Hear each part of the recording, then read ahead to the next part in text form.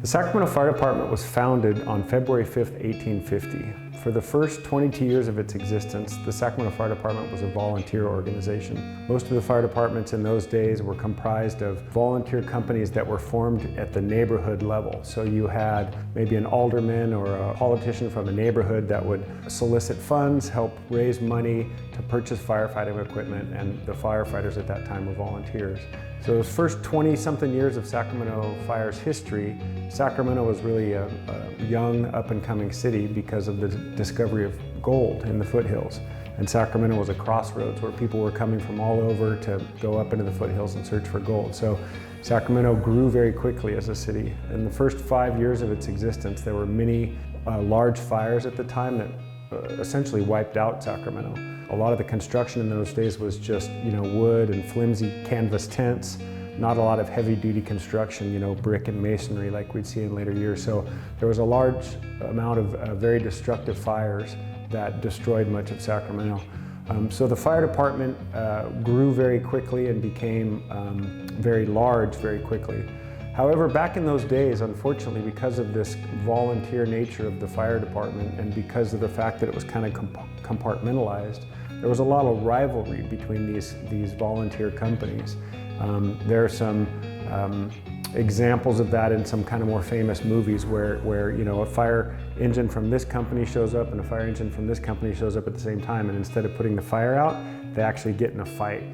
And that was actually the case back then. There are several examples in the Sacramento Bee and in the Sacramento Union newspapers from those days you can go back and read where for example, a very famous example was down by Southside Park. There was a school called Jefferson School. And at the time, Volunteer Engine 1 and Volunteer Engine 5 showed up at the same time. And instead of putting the fire out, these two companies fought each other and the school burned down. So there was a lot of publicity at the time. The newspapers would carry these stories, and the public was obviously not happy with that level of service. So because of these rivalries, because of these incidences where these volunteer companies were not actually doing a very good job of fighting fire, the local newspapers and the public basically started saying that the time had come for there to be a professional fire department. So in 1872, by an act of the California State Legislature, the Sacramento Paid Fire Department, the Sacramento Professional Fire Department, was founded. March 30th, 1872 was the beginning of the Sacramento Professional Fire Department. At that time, a lot of the old volunteer fire stations were still standing, and so these companies, newly formed companies of the Sacramento Professional Fire Department, would move into the old fire stations, sometimes the old equipment, the engines, the ladder trucks, the hooks, the axes, all of these sorts of things were also purchased from the old volunteer companies and brought into the fire stations of the new professional fire department. Modern firefighters going into a burning building are covered head to toe in fire-resistant clothing. They're able to wear breathing apparatus on their backs that allows them to not have to breathe the smoke and the fumes and the fire. Eye protection. Everything that we currently wear going into fires obviously was not available back in 1872. Firefighters of those days often had beards. One of the things that they would do is take their beard and stuff it into their mouth as a filter. They would wrap cloths around their face.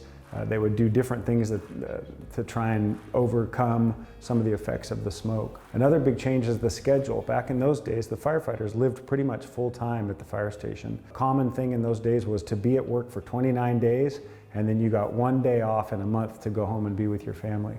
Your family could come visit you at the fire station, your family would stop by and see you, but firefighters lived at the fire station full-time back then. Another big change obviously back then was everything was drawn by horses. The engines were drawn by horses. The engines built up power for pumping from steam. They actually had to light a fire in the boiler of the engine to build up steam power to create enough pressure to pump the water. Obviously today we have diesel-powered fire engines and fire trucks. A lot of things have not changed. The camaraderie, the sense of family that comes from living in the fire station with your co-workers, the sense of community that comes from protecting your community. There's some traditions in the fire service that continue to last for 150 years that we're all very proud of still.